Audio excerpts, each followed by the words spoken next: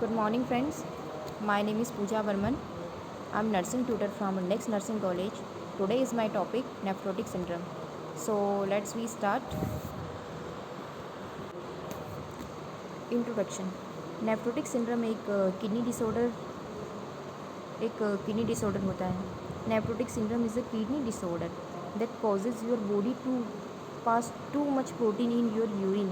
Nephrotic syndrome is usually caused by damage to the cluster of small blood vessels in your kidneys that filter waste and excess water from your blood.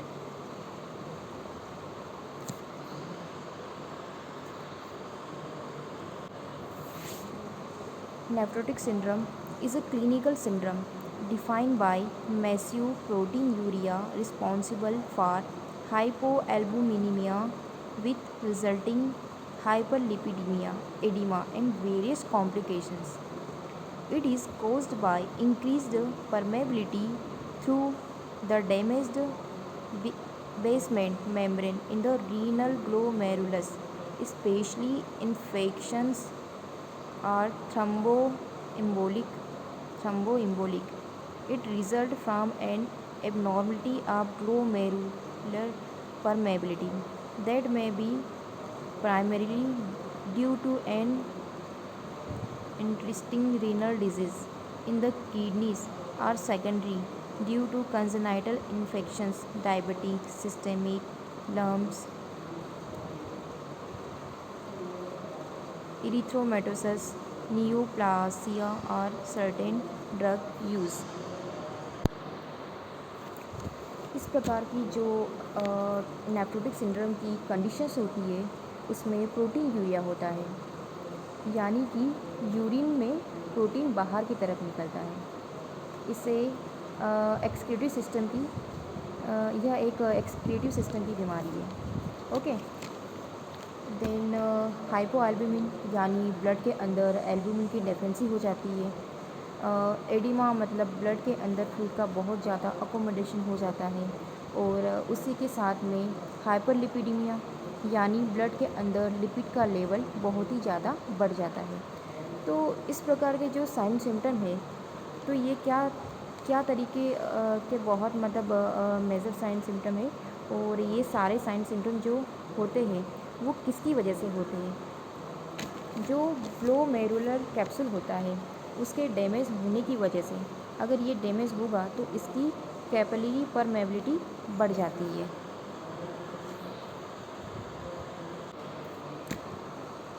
और capillary permeability बढ़ने की वजह से बहुत ही ज़्यादा plasma protein को leakage होने लगता है.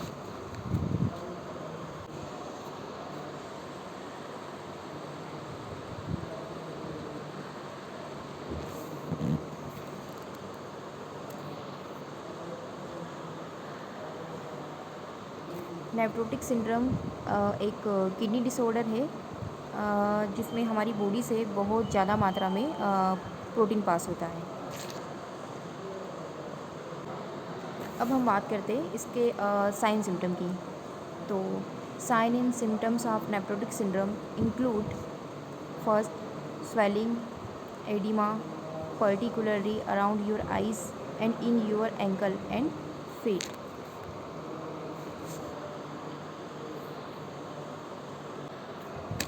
Swelling edema particularly around your eyes and in your ankles and feet. आँखों के around ankle side, feet area में, फेस में स्वेलिंग हो जाएगी. देन सेकंड, फोमी यूरिन और result of access protein in your urine. Okay. जो हमारा urine होगा उसमें प्रोटीन की मात्रा बहुत ज़्यादा होगी. Third, weight gain due to fluid retention, weight increase होगा. देन फटीगनेस फील होगा. देन लॉस ऑफ एपेटाइट, भूख नहीं लगेगी, खाना खाने का मन नहीं करेगा. तो ये है इसके कुछ साइन सिम्टम. देन नेक्स्ट है causes. Nephrotic syndrome is usually caused by damage to the cluster of teeny blood vessels, glomeruli of your kidneys. The glomeruli filter your blood as it passes through your kidneys, separating things your body needs from those it does not. Healthy glomeruli keep blood protein, mainly albumin, which is needed to maintain the right amount of blood in your body from seeping into your urine. When damaged glomeruli allow too much blood protein to leave your body, leading to nephrotic syndrome. Nephrotic syndrome आमतौर पर एक nephrotic syndrome आमतौर पर kidney disorder है। अब बात करते हैं इसके कॉजेज़ की। तो किन किन कारणों से नेफ्रोटिक सिंड्रोम हो सकता है। पहला कारण है डायबिटिक किडनी डिसीज़। अगर डायबिटिक पेशेंट है तो उसकी वजह से भी ये हो सकता है। Minimal change disease, focal segmental glomerulosclerosis, membranous nephropathy, systemic lupus erythematosus, amyloidosis.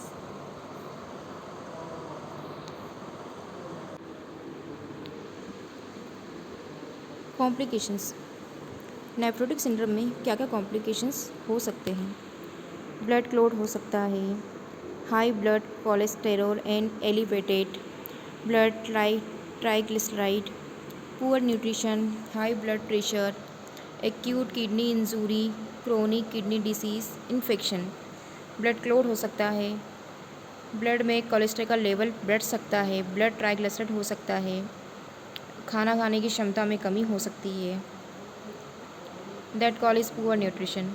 High blood pressure हो सकता है, एक्यूट किडनी इंजरी हो सकती है, क्रोनिक किडनी डिसीज़ हो सकती है, इन्फेक्शन हो सकता है किसी भी तरह का। Different complications of nephrotic syndrome.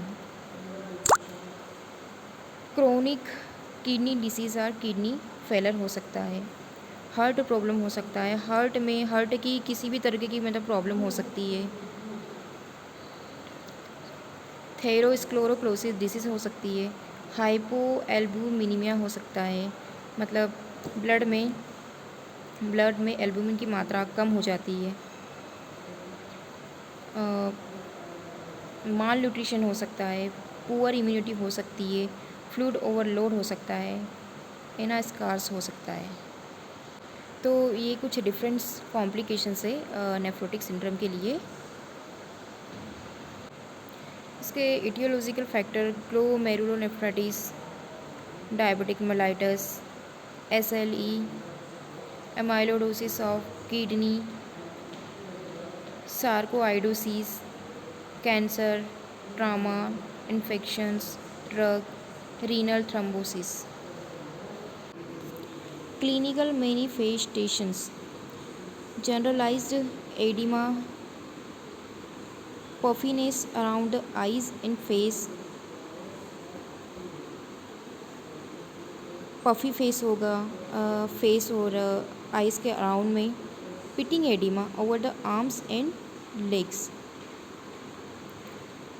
हाथों और पैरों पर एडिमा होगा और वेट गेन होगा बच्चे का, पेशेंट का, हेमेचूरिया होगा, ओलिगोयूरिया होगा, फीवर आएगा, चील्स, वीकनेस, लिथर्गी, नोज़िया और vomiting, हाइपरटेंशंस।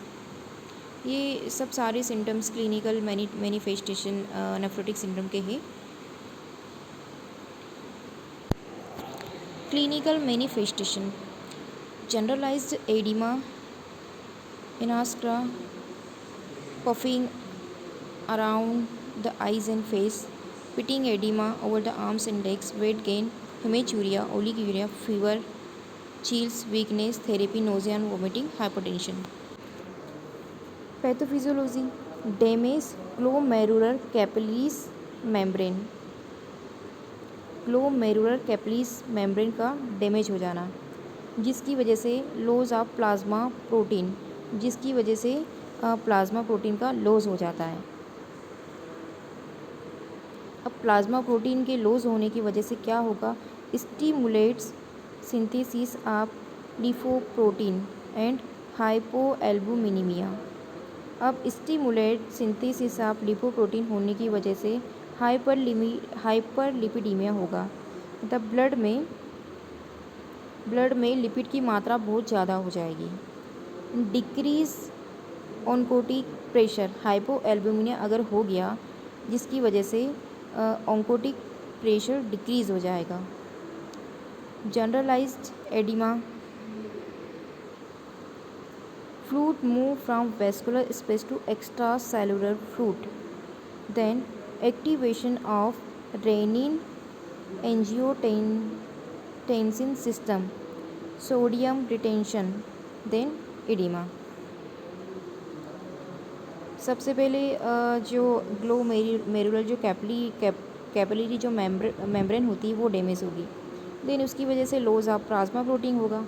Then stimulate synthesis of lipoprotein, then hypoalbuminemia, then decrease oncotic pressure, then the generalized edema, fluid move from vascular space of extracellular fluid, then activation of renin angiotensin system, sodium retention, then edema. Next आता है nursing management. Nursing management हम क्या क्या करेंगे? Monitor fluid and electrolyte balance, fluid monitor करेंगे, electrolyte balance करेंगे, reduce metabolic rate, promote pulmonary function, prevention infection को prevent करेंगे, provide skin care, provide support provide करेंगे, स्किन केयर करेंगे, फ्लूइड को मॉनिटर करेंगे, इलेक्ट्रोलाइट बैलेंस करेंगे, डेली वेट चेक करेंगे।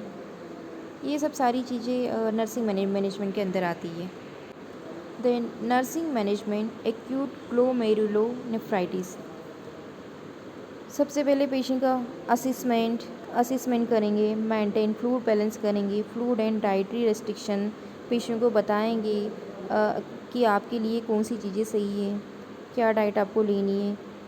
पेशेंट को एजुकेट करेंगे, पेशेंट को डिजीज़ के बारे में बताएंगे और प्रॉपर तरीके से फॉलोअप केयर के लिए उसे बताएंगे।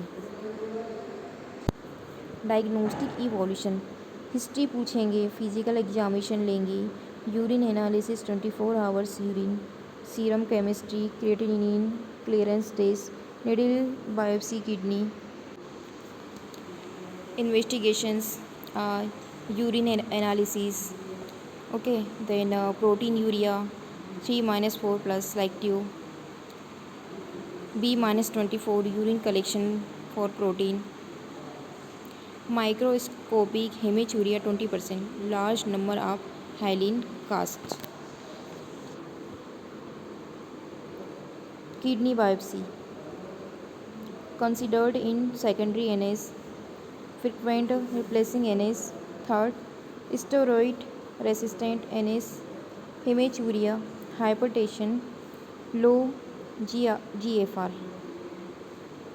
Differential diagnosis of nephrotic syndrome, DD of generalized edema, protein losing enteropathy, hepatic failure, HF, protein energy malnutrition, acute and chronic GN, urticaria, angioedema.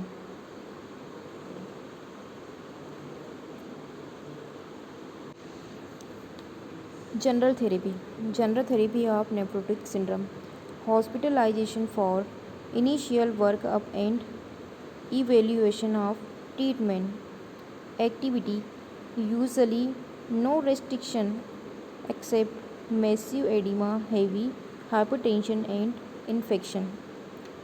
Diet, hypertension and edema, low salt diet, only during period of edema or salt free diet. Severe edema restricting fluid intake, avoiding infection every important. Diuresis, hydrochlorothiazide SCT 2 mg per kg per day. Antisterone 2 to 4 mg per kg per day. Dextran 10 to 15 ml per kg, followed by furosemide Lasix at 2 mg per kg.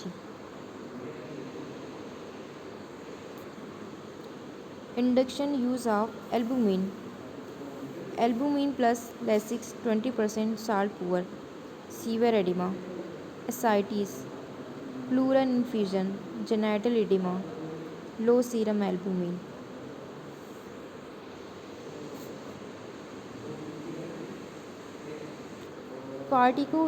Corticosteroid prednisone therapy. Prednisone tablet at a dose of 60 mg per day. Maximum daily dose 80 mg divided into 2 or 3 doses for at least 4 consecutive weeks. Second,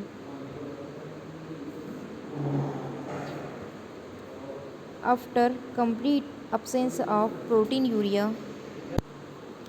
the alternate day dose is then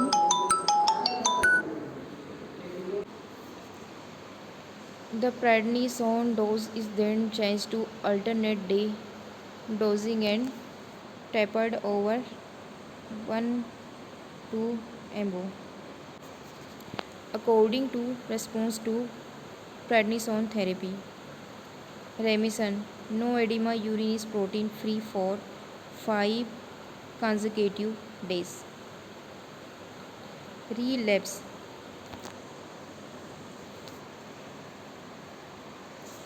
Relapse. Edema or first morning urine sample contain frequent relapsing. 2 relapses within 6 months. Steroid resistant. Failure to achieve remission with prednisolone given daily for 28 days.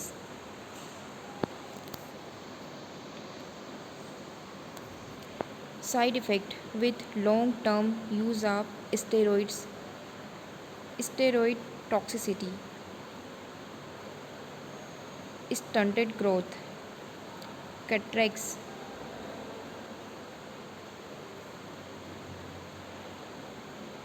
Pseudotumor cerebri. Psychosis. Osteoporosis. Adrenal gland separation. Hyperglycemia, myopathy, peptic ulcer, poor healing of wound, hirsutism,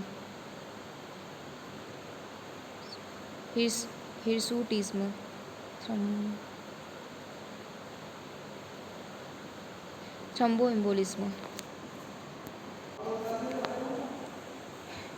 When can be alternative agent? When can be used?